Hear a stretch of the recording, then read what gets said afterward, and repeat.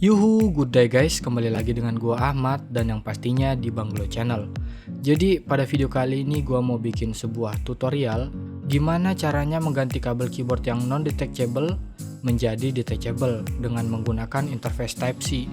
Sebenarnya video ini potongan video gua yang sebelumnya yang modding keyboard 200 ribuan yang gak gua masukin karena durasinya bakal kepanjangan kalau gua masukin.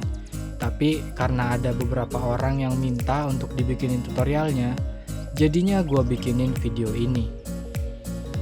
Oke, langsung aja. Jadi ini adalah keyboard Gamen Titan 2 yang video moddingnya udah gua bikin sebelumnya. Kalian boleh ngecek video gua yang itu kalau kalian mau lihat full video moddingnya dari keyboard ini. Keyboard ini masih menggunakan kabel yang non-detachable, jadi nggak bisa dilepas pasang. Dan untuk membuat keyboard ini detachable, yang kalian butuhin yang pertama adalah kabel bawaan keyboardnya yang udah dilepas, solder, timah, lalu yang terakhir adalah USB-C to deep. Kalau semua yang dibutuhin udah siap, langkah pertama yang gue lakuin adalah potong kabel keyboardnya yang panjangnya disesuaikan dengan tempat dimana kita bakal nyimpen USB to deep-nya. Lanjut kupas kabelnya sampai tembaganya kelihatan. Di kabel keyboard umumnya ada 5 cabang kabel lagi yang jalurnya itu berbeda-beda. Jadi kalian gak boleh asal-asalan untuk solder kabelnya di pin USB to deep-nya. Langkah selanjutnya yang gue lakuin adalah meriksa jalur kabel yang ada di keyboard gue. Biasanya keterangan untuk jalur kabelnya itu ada di PCB-nya dan di setiap keyboard itu punya warna kabel yang berbeda-beda, tapi umumnya seperti ini. Kabel merah untuk daya atau VCC, kabel putih untuk data negatif atau DN, kabel hijau untuk data positif atau DP, kabel hitam untuk ground atau GND, dan kabel biru untuk shield ground atau SG. Tapi sebenarnya untuk kabel biru itu bisa dipasang atau enggak. Dan untuk video gue yang sekarang gue milih untuk enggak masang kabel birunya. Jadi gue cuman bakal masang 4 kabel, yaitu kabel merah, putih, hijau, dan hitam. Oke, lanjut. Jika semua jalur dan kode dari kabelnya sudah diketahui, selanjutnya tinggal kita solder aja kabel-kabelnya sesuai dengan yang ada di USB to deep-nya. Seperti yang kalian lihat, di USB to deep-nya ini ada beberapa macam kode. Jadi tinggal kalian solder aja kabelnya di pin USB-nya dengan kode yang sesuai.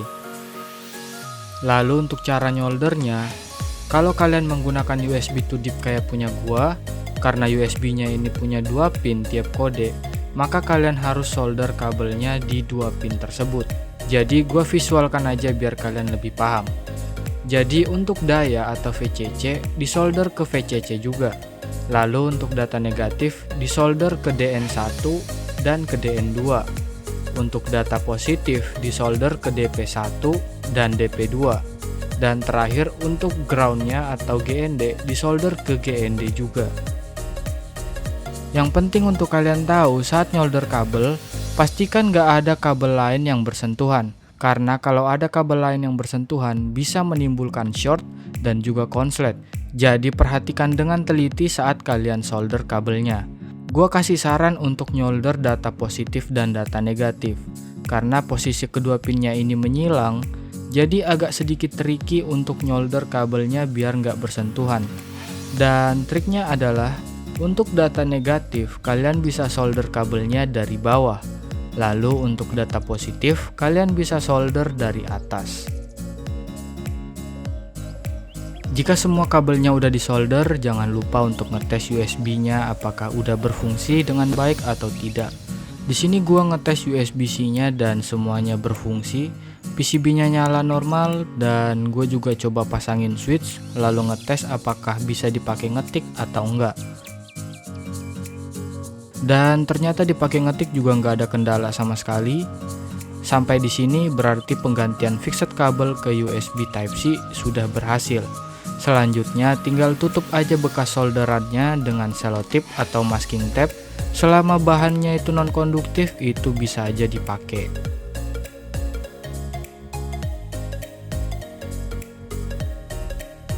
Lalu yang terakhir tinggal kita bikinin aja rumah baru untuk USB Type-C nya, lalu dipasang dengan menggunakan lem. Setelah itu pasang kembali semua komponen keyboardnya dan selesai.